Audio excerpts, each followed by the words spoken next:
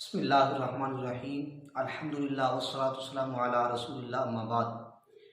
सालगिरह या birthday celebrate करना, इसे मनाना, शरई हैसियत इसकी क्या है?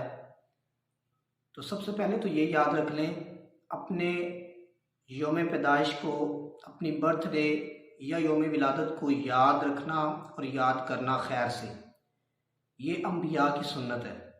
जैसा कि सूरह मरियम में सैयदना ईसा अलैहिस्सलाम इस हवाले से कहते हैं कि सलाम हो मुझ पर जिस दिन मैं पैदा हुआ। और सूरह मरियम के पहले रुकू में सैयदना याहया अलैहिस्सलाम के मुतल्लिक भी यही हुआ, इरशाद हुआ कि उन पर भी सलाम भेजा गया जिस दिन वो पैदा हुए। और रसूलुल्लाह सल्लल्लाहु अलैहि वसल्लम आपके मुतल्लिक भी मुस्लिम शरीफ की रिवायत 2747 में इरशाद हुआ, अर्ज़ की या रसूलुल्लाह सल्लल्लाहु अलैहि वसल्लम आप पीर का रोज़ा मुसलसल रखते हैं, यानी हर हफ्ते पीर का रोज़ा, सोमवार का रोज़ा रखते हैं। तो वजह पूछी की तो रसूलुल्लाह सल्लल्लाहु अलैहि वसल्लम ने वजह बतलाई, फरमाया ये वो दिन है जिस दिन मैं पैदा हुआ और इसी दिन मुझ पर वही नाज़िल हुई। यानी अपने योम पैदाइश को याद रखना खैर से और याद रख करना, ये अम्बिया की सुन्नत है।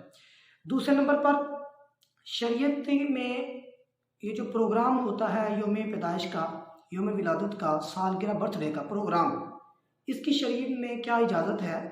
तो सबसे पहले ये याद रख लें कि शरीयत इसे मुबाह करार देती है। मुबाह कहते हैं वो काम जिसके करने पर सवाब नहीं होता और जिसके छोड़ने पर गुनाह नहीं होता, यानी करना ना करना बराबर है, ना सवाब ना गुनाह। दूसरे नंबर पर इसके हराम के मुतल्लिक ये जान लें कि ये हराम कब हो जाता है। शरीयत हमारी जब भी किसी चीज़ को हराम कहती है वो दो वजहों से कहती है। या तो वो चीज़ ज़ाती तौर पर गलत होती है, ख़राब होती है, जैसे कि शराब ज़िना ज़ाती तौर पर गलत है, शरीयत ने इसे हराम करार दे दिया। या वो ज़ाती तौर पर तो ख़राब नहीं होती, गलत नहीं होती, लेकिन गैर की वजह से वो गलत हो जाती हैं, हराम हो जाती हैं। जैसे कि रोज़ा रखना अच्छी बात है, हत्ता कि अल्लाह को राज़ी करने का सबब भी है, लेकिन जब ईद का दिन आ जाएगा तो ईद के दिन की वजह से रोज़ा छोड़ना लाजिम आ जाएगा। जो रोज़ा रखेगा ईद के दिन वो हराम का इर्तिकाब करेगा, हराम काम करेगा।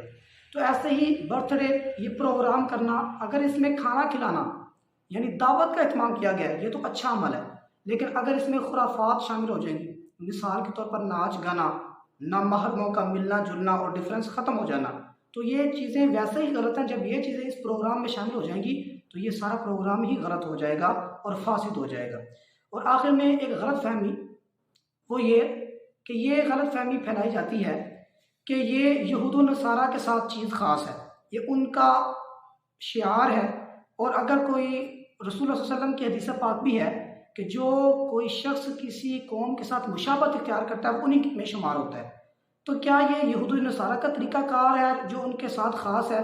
अगर हम मुसलमान ये तरीका अपनाएंगे तो हम भी उनके साथ शामिल हो जाएंगे।